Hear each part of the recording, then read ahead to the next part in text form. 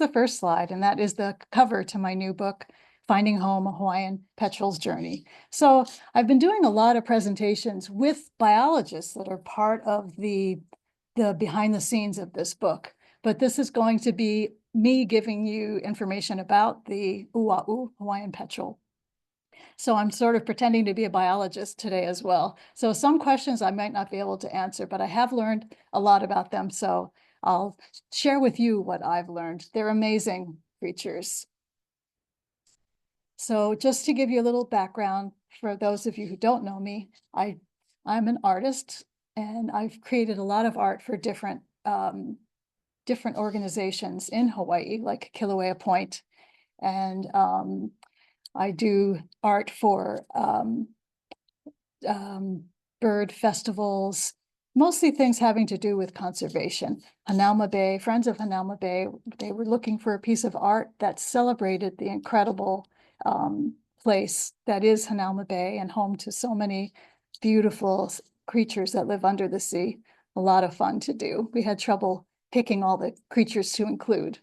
The ulili is a wandering tattler, and actually we do see wandering tattlers around here sometimes, so it's fun to see them in Hawaii and then see them here. And the a'akikiki is it's a forest bird in Hawaii, and there's actually only 5 individuals that are left currently, and there are some that are being raised in quote unquote in captivity in the hopes that they'll be able to be brought out and survive in the wild again. And the Akiapola'au is a bird that, again, is in the decline, but we do see them on the Big Island of Hawaii. I've done several books, and I started off doing a lot of books on Hawaiian legends. And my approach to that was, my curiosity was about how humans see themselves within nature. I mean, we are part of nature, but we sort of are in our heads and in our cultures, so we don't always see ourselves as part of nature. But early Hawaiian people would actually, many people have the belief that when you pass on, you become aumakua, or you become another, an animal or a plant or some other part of nature.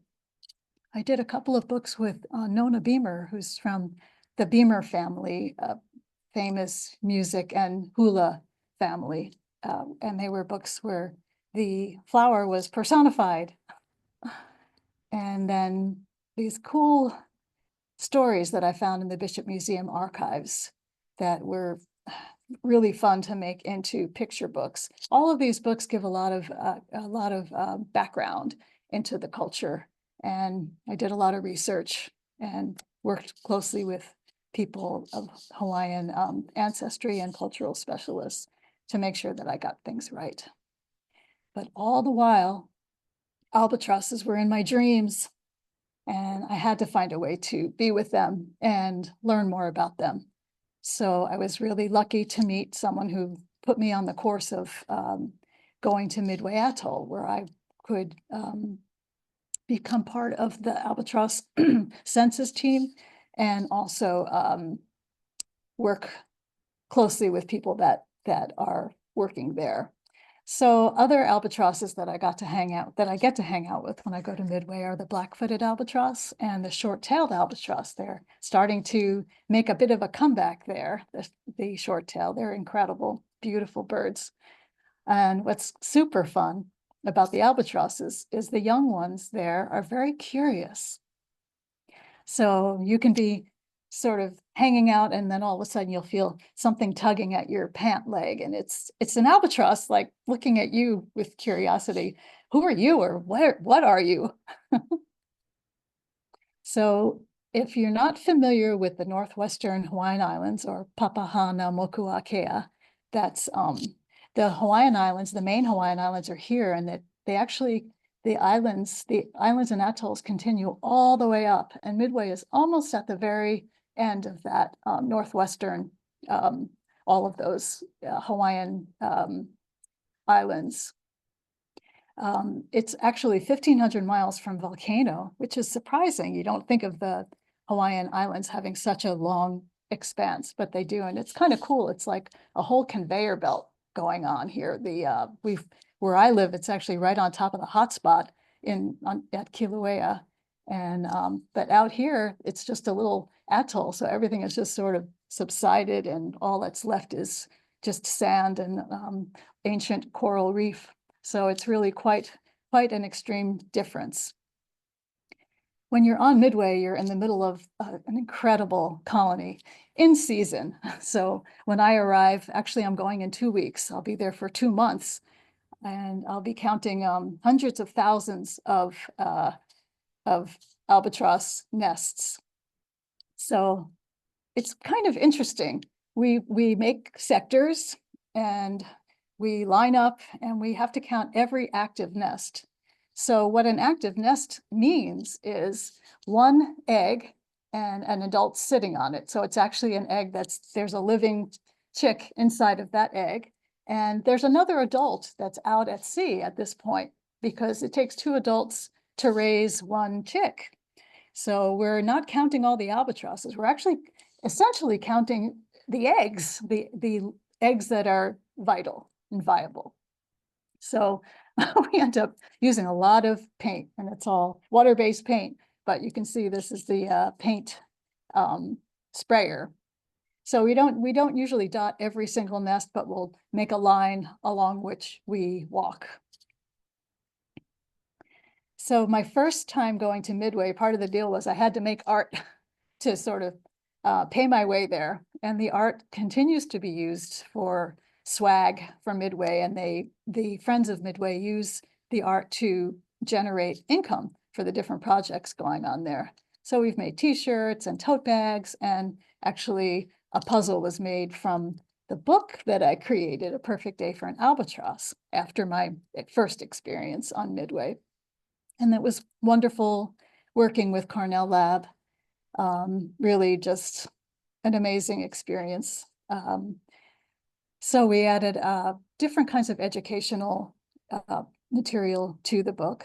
And then after, I partnered with Seymour Marine Discovery Center in Santa Cruz, and we created a traveling exhibit.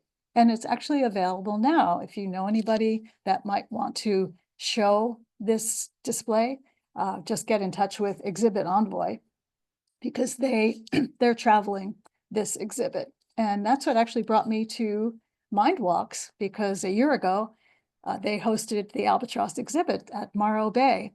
And I went in person and got to meet Sierra, your host. And we had a really, really fun time. It's a wonderful, wonderful museum there. Check it out if you haven't yet. My next book gave me the challenge of figuring out how to bring an extinct bird back to life and make the story hopeful. So extinction is a pretty tough thing to talk about with a child or with an adult. And I wanted to create a story that gave people hope and actually gave people the tools to be actively part of the solution or the solutions. So working on the story, the boy is named after an extinct Hawaiian bird, the Ua'u bird. I created art that I used both for the book and for Conservation Council for Hawaii. And that is a Hawaii Ua'u. There were 4 different Ua'u species from different islands. And I did research at Bishop Museum in the vertebrate zoology section. And working with skins, I mean, these are all dead birds, and this is all they had. This is all we have, because the bird is completely gone. So it was a very interesting challenge to bring this bird to life, back to life in the book. So I actually used dreams a lot. This young boy, Manu, he would dream of the bird and interact with the bird in his dreams.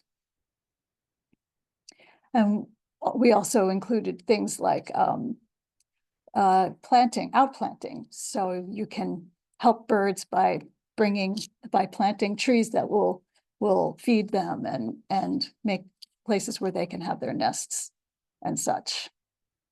And I always include a how can we help section, and the cultural story as well.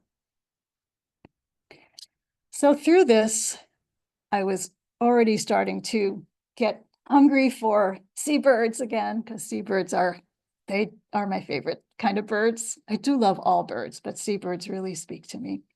So the Hawaiian petrel is kind of like an albatross's little cousin. And what was intriguing to me is the idea, these guys are mostly nocturnal, so they really are hidden. And also they nest in burrows that are underground. So their lives are so hidden from us. Plus they are way, way high up on high elevations because they've been pushed for different reasons. They've been pushed to the very outer limits of their of the places where they can nest. So the nature of seabirds is they live over the ocean. They only come to land to nest. They don't need food from the land. They don't need anything from the land. Actually, most seabirds are very awkward when they're on land. They're a lot more comfortable when they're in flight. And these guys have a wingspan of 36 inches. Their body length is about 16 inches. And they use what's called dynamic soaring. And just like albatrosses, they look so cool when they're over the ocean. And what dynamic soaring is, they exploit the wind that's over the ocean, and they basically glide, and they're very efficient. And they use their wings kind of like flying sailboats. So if you see an albatross or an Ua'u, a Hawaiian petrel, the way they fly is they go side to side, and they go up and down. So it's kind of like this when you see them in flight. And they use hardly any energy. They sleep on the wing. Half their brain is asleep, and while the other half is sort of awake. They're tube-nosed birds, which means they drink salt water. So from their, they drink the salt water. They actually cannot drink fresh water. So they have these glands in their nostrils, and their glands filter out all the salt. So you'll see like a little drip of saline coming from their nodes, from their beaks. And that's me with holding my first petrel. On Midway, I got to hold bone-in petrels, but this was part of the Translocation Project, Pacific Rim Conservation. And this was at James Campbell National Wildlife Refuge on Oahu. Oh God, I love petrels. They have a really wonderful musky kind of smell. And they mate for life. I mean, gosh, it's kind of nice, kind of cool. So here on Midway, this is the bone-in petrels. And there are so many birds. That's one of the amazing things about being on Midway, is to be in a place where birds are so abundant. It's really special. So there was a time when petrels filled the night skies of Hawaii. And that's the thing that's so amazing to experience on Midway, seeing so many bone-in petrels. Well, at one time, there were that many petrels and other seabirds on the main Hawaiian Islands. And now forget it. You'll be lucky if you ever see one. And the only way you're going to see one is pretty much by chance or by luck or by being able to have access to their nesting colony. But it's pretty cool to see what is being done now to help the Hawaiian petrels and other seabirds in Hawaii. So through this researching for this book, I had the opportunity to do that. So the problem is right now they're so threatened, mostly, believe it or not, because of cats. Feral cats and even pet cats that go outside kill a lot of birds every year. I'm sure that you all have heard this before, but it's shocking and very sad. So one male cat can travel 5 miles a day, and these seabirds, they just lay one egg every year, and they're burrow nesters, so they are easily predated, and they get wiped out. So once a chick is taken, then two adults only have one egg a year, so they would have to start all over again the next year. So it's challenging for them. Other threats include habitat loss and wind turbines, which are a great thing, but there are ways that they can be used without hurting birds that fly in their paths. Like I just read something the other day, if one of the blades is painted black, then the seabirds can see that and they can avoid it. So it's important that steps are taken to make sure that the seabirds can avoid hitting the turbines. Also, seabirds are attracted to lights, especially when they're fledging. They go out, they're used to following a path of stars to get to the ocean. And other wildlife too, turtles, there are all kinds of wildlife that is used to seeing natural light. So when we have our artificial light out, the wildlife is drawn to it, and it becomes very dangerous to them. Also electrical wires, on Kauai especially, it's a real problem for the seabirds. They get tangled up because they just don't see them. There are ways that they will see them, and that those steps are being taken, like on the Big Island, the island of Hawaii. You can see the hanging from the wires in the paths of where the Ua'u fly. There are these reflectors that are hanging. So it's pretty exciting to see these steps being taken to put up reflectors in the bird corridors. And trash in the oceans is another problem for seabirds, because they eat things that grow off of them, or they actually eat them. On Midway, we see tons of piles of feathers surrounded by just a pile of ocean trash, because the adult eats the trash, littler things, well, toothbrushes and lighters, and then they feed the chicks because good stuff is attached to them. They're not necessarily thinking that the trash is food, but their food, egg sacs from flying fish especially, they use those things to lay their eggs on, and then the adults eat it and feed the chicks, and then the chicks die because their stomachs are full of things that keep the good nutritious food from filling them. So here's how Hawaiian petrels fly. They nest in Hawaii, and then they make a big circle. They go along the edge of Japan, and they go up past the Aleutian Islands, and then down the coast of North America past California, and then back to Hawaii again in this big circle. And the way we know this now, it's kind of recent, the geolocator and GPS tags have been used, attached to birds, and then they are followed. And it's been shocking to scientists discovering how far they go. It's mind-boggling and pretty exciting. So if you go out on a pelagic boat from the coast of California, from right now I'm in Half Moon Bay, and they do occur pretty regularly during season, their nesting season. Or maybe it's the off season, you're more likely to see them. But anyway, even down farther down by Morro Bay, there are, if you go out on a pelagic trip, you'll see Hawaiian petrels. So in the story, this girl's name is Makani, and that means wind in Hawaiian. And her mom is a biologist who's part of a translocation project, because the Ua'u, the Hawaiian petrels, are they're having trouble. It's based on the truth of what's happening with them. So this story is based on the translocation projects that are happening in different places in Hawaii. Later on, I'm going to play you what the Ua'u sounds like. I have a recording of it. It's there. Seabirds also have very interesting vocalizations, really fun. Sometimes they sound like a baby being strangled. Not that I've ever heard a baby being strangled, but I'm sure you can imagine what that's like. So through her mom's work, Makani learns about the biology and the behavior of Ua'u and the people that are working to help them.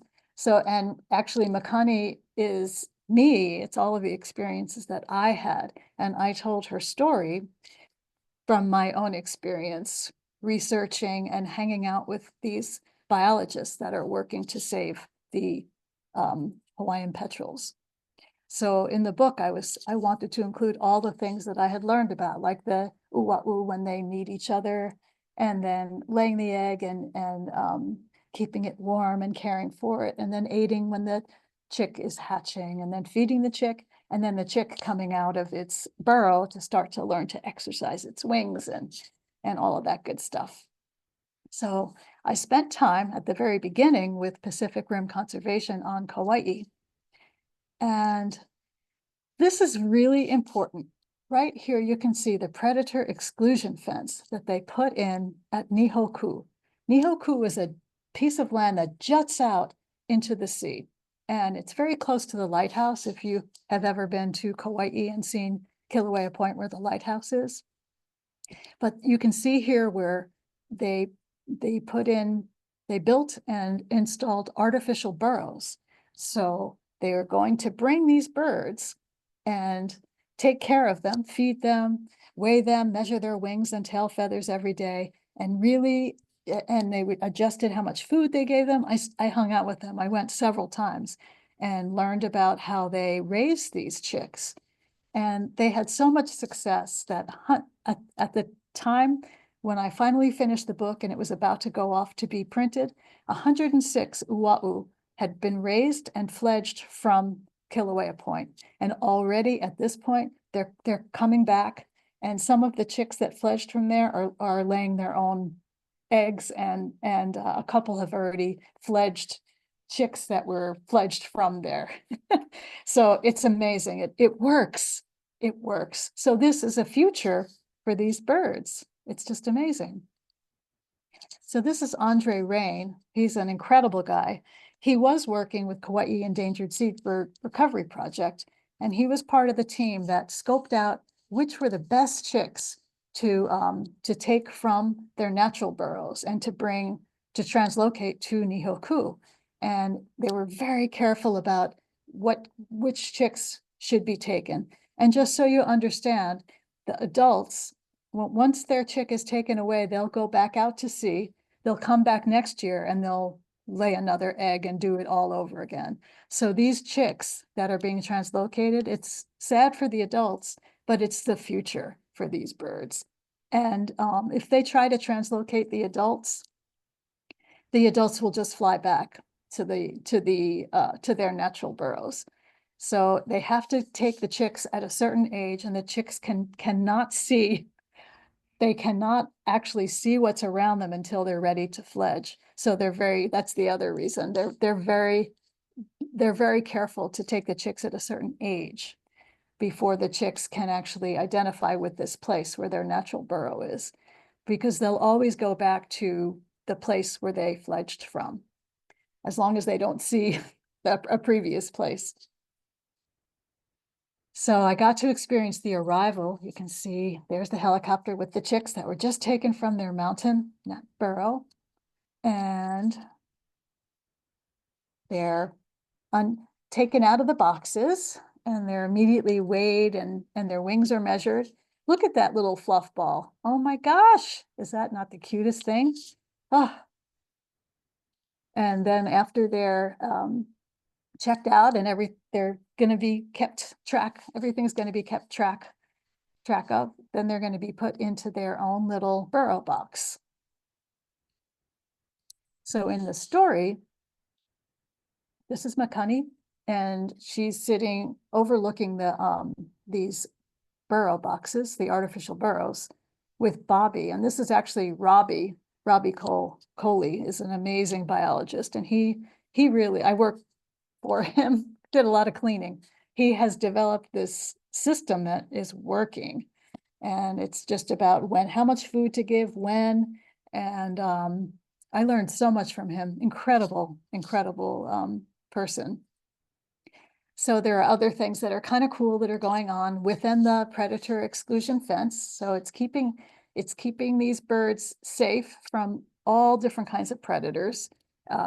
They can use social attraction. So they can send out the call to wild birds of the call of whatever birds they would like to attract. So in the story, Makani hears the playback speakers. So it lends a real atmosphere, because that's what happened to me. I could hear the birds calling. And it wasn't the actual birds, it was these speakers that were calling out to wild birds, come to Nihoku, it's safe here, it's a good place to nest. And you can only do that inside the safety of a predator exclusion fence. So here's the real Robbie, and this is my friend Megan Dalton.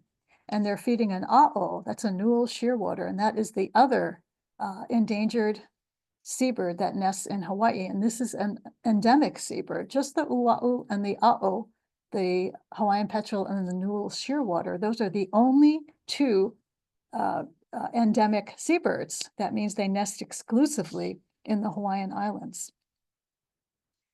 Newel shearwaters dive 150 feet. What? It's crazy. Oh, they're so cool. So they're also being translocated to Nihoku, and they're starting to have some success, but they've been harder to get to. It's hard. They're having a tougher time with the A'o than they are with the Hawaiian Petrels. Yeah, but they are divers. How cool is that? So this is the way they measure the tail feathers and the wing feathers. This little ruler.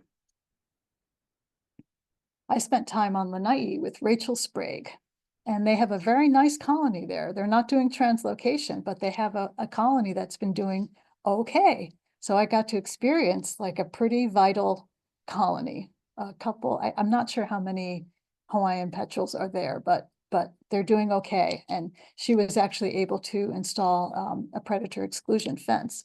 But the group that she works for, Pulama Lanai, that's Larry Ellis's company, and they have money. So she is able to do things like film and photograph inside the burrow. So she let me use a lot of these great photos that she's taken. When I was visiting her, they were installing this predator exclusion fence. It's now finished. But at the time when I was there, there was just they call it an ungulate or a goat fence, keeping out the goats. And she would put reflecting tape along the top of it so that the birds didn't crash into it. And from one of her photos, I did drawings for the book. So this book is full of block prints, which you've been seeing, and also drawings. So one of the things that Rachel shared with me at the time of the writing of the book was there was a situation where there were a pair of adult Ua'u that were raising a little chick, and one of the adults died. So they ended up having to go and feed this little chick periodically, because one adult Ua'u cannot raise a chick. It takes two adults to raise one chick. So they would do supplemental in situ feedings. So in the story, Makani gets to go with her mom and her dad to help out the biologist there to feed this chick. So it's a fun way to bring into the story an actual situation, like all these little vignettes, all these little stories of saving one bird, and it becomes part of the story, just showing how hard it is to help these birds, but it does make a difference. So that was Rachel's actual little travel feeding unit. And there's the bird, the chick that was being fed. Looks big, but you can tell it's a baby by all the downy feathers that are still on it. It was pretty close to being fledged, and it actually did fledge. So I got to include a drawing of Rachel holding this bird. I spent time on Maui, because on top of Haleakala, Maui Nui Seabird Recovery Project is keeping track of the Ua'u that are nesting there. Can you believe they nest there? 10,000 feet up. And here's Jay Penniman. He is the head of Maui Nui Seabird Recovery Project, and he's holding an Ua'u decoy. This decoy is another way of attracting birds. So there's the view of the colony. Isn't that something? I mean, we're above the clouds. And it's kind of amazing, because even there's a game camera, and it took a picture of a cat that was hanging out outside of an Ua'u burrow on Haleakala. So the cats even go up this high. It's shocking. So an Ua'u egg is really big. It's 18% of the mother's weight. Can you imagine? That would be a pretty heavy, big baby to carry around. Maui, their breeding calendar is actually a month earlier than the breeding calendar of all of the other Hawaiian petrels that are nesting on the different islands. So it's possible that there are subspecies happening here, because a bird that is used to meeting and starting the breeding process a month sooner than another Ua'u, they aren't going to mate with each other. So it's interesting. I spent a lot of time on the big island, Hawaii Island, doing Ua'u surveys. I got to go up in a helicopter and go camping on Mauna Kea, I'm sorry, on Mauna Loa. And it was really, really fun. So here we are. This is the team. And we would helicopter up and we would be camping up there. And it was very, very cold at night, but just beautiful, very stark. And you would hear the petrels at night coming into their nests. So there are several different areas that we would count. One of them was within a 5-mile, they called it a cat fence, because it was a fence that actually kept cats out, and works. They've had really good success. There are more and more Hawaiian petrels that are nesting there, and that's what we do, is we go around finding new nests. Here's Charlotte looking for clues, wondering, is this an active burrow? Very beautiful posture, right? Whenever we would find a new burrow nest, we would get to label it. And this is a tag, you can't really see it, but my name is on there. So I was so excited. So in the book, Makani is with her friend, and she's looking for clues to see, but you can't tell, it's during the day. So inside the burrow, it's way down deep, and you don't know if there's anybody in there, because during the day they're sleeping in there. The little chicks are anyway. So the kinds of clues that you look for are things like feathers, either adult feathers or little white downy feathers, or sometimes it'll be sandy just inside of an area that leads down to the burrow, and you might see footprints there. You can also lean down like Charlotte was doing in the previous photo, and you can actually smell them, and that's always exciting. And another good clue is whitewash, which is their poop on the rocks around. So that's my drawing of what their footprints look like in the sand. The most wonderful, amazing experience was going up in a helicopter and camping with and watching this dog work. This is Slater. He's a detection dog. And I got to watch how well he found these active nests.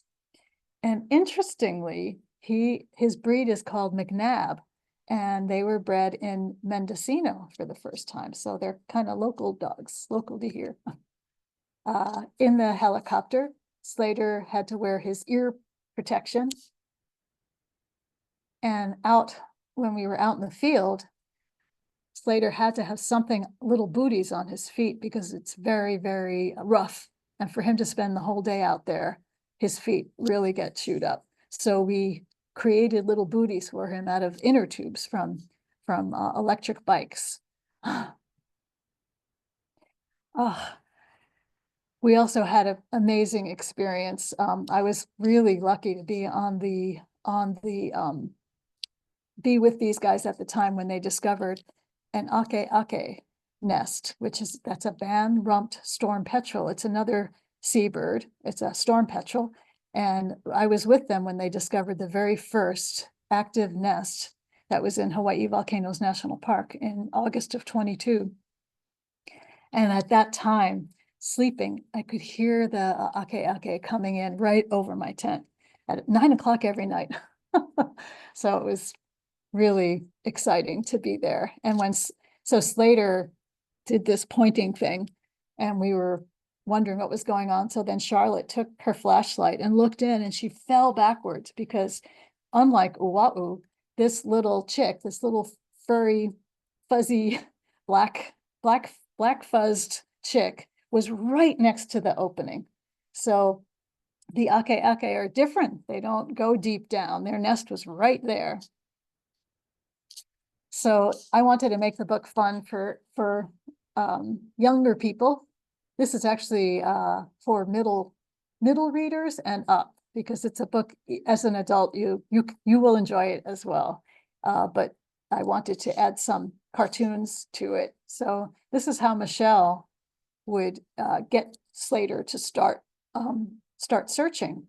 She'd say "sock," which means search, and off Slater would go, and he would sniff around, and then finally point at something when he found something. So here's the real Slater, and this is what he looked like in the book. It got a little competitive at times, but the clear winner was always Slater.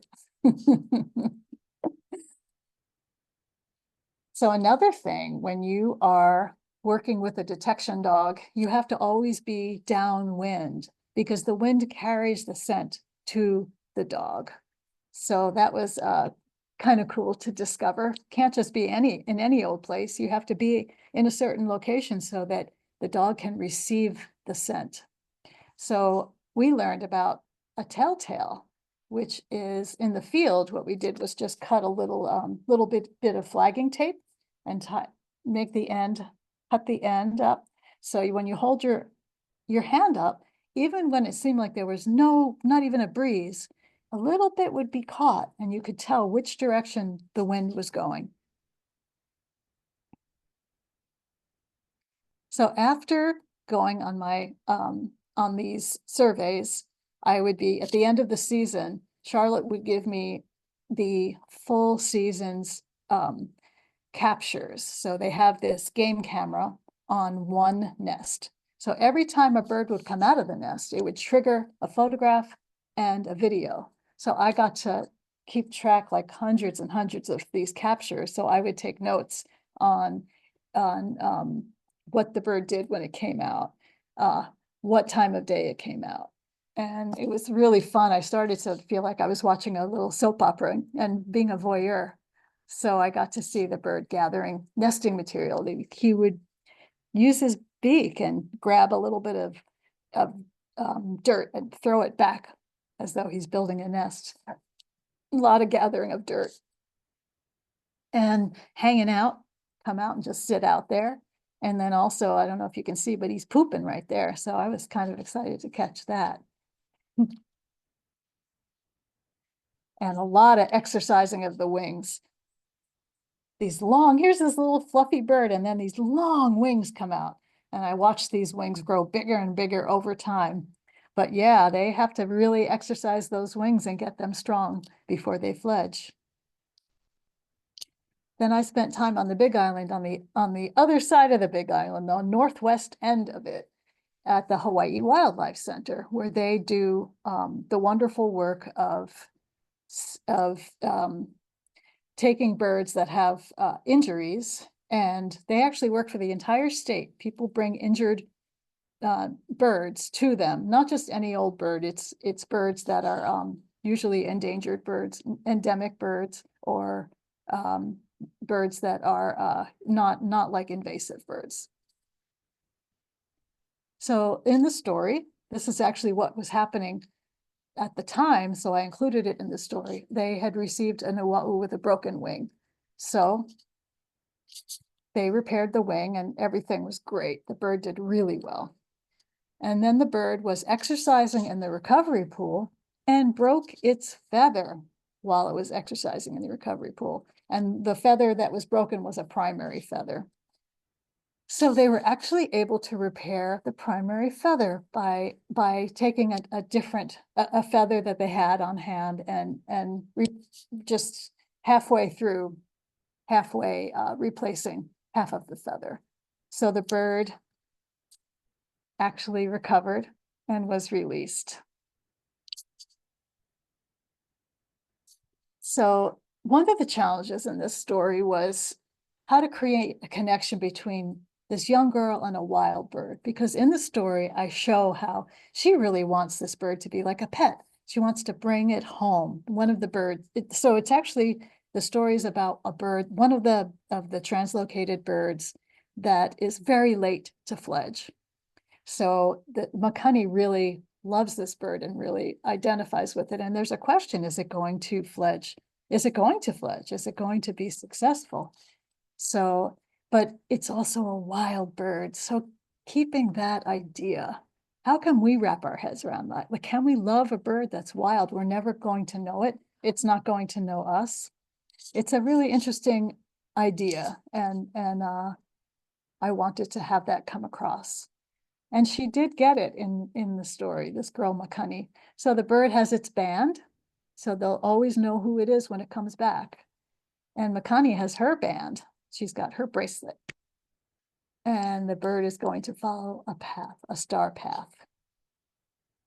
In the book, I was also able to include how Ua'u find food. They're surface seizers. In other words, they land on the surface of the ocean and they grab prey and they fish at night. And because that's when a lot of the creatures that they hunt for come up to the surface. During the day, they're very deep down, but during at night, they come up to the surface and they're bioluminescent. So Ua'u will be able to see them and smell them. They have incredible sense of smell. So they also do something called contact dipping, which means when they're in flight, they can dip down and grab prey from the water. And they have a very sharp end of their bills are very sharp. And there's their prey. They eat mostly squid, but they also eat some juvenile fish. They also were a big part of Hawaiian culture. There were so many of them that they were actually a food source. And their feathers, a lot of seabird feathers were used in feather standards. Those are used for different ceremonies. And big thing, fishermen would follow seabirds, looking for the big fish that they were hunting. So they would follow the seabirds because the seabirds were looking for the little fish that the big fish were eating. So, and in order to capture a Hawaiian petrel, people would use a torch. That was one way of catching them. So they would hold up the torch and the birds would be attracted to the flame, and then they would just use a net and capture them. So they were pretty easy to catch. So by the end of the story, Makani finds her own way to make a difference for the birds she loves so dearly. And I'm not going to tell you any more because you have to read the book to find out. So you probably noticed that there were a lot of block prints. Those were block prints that were in this book. So I start with a drawing, and then I transfer the drawing to a block. And the block that I use, I actually brought out a block so I could share it with you guys. This is what the block is that I use. It's actually recycled rubber. And I transfer the drawing onto here and then carve out all the areas that aren't black. I hope you could see that. So after that, I roll out the ink onto the surface of the block, and I lay the paper down and then pull it up, and then I have my black inked art. And from there, I add the coloring to it. So that's the process by step. And if we end up with time, let me see what time it is. Ooh, we're already running out of time. So you can, if you go to my website, you can see I have a video, a 3-minute video that demonstrates how I make block prints. And that is the end of my presentation.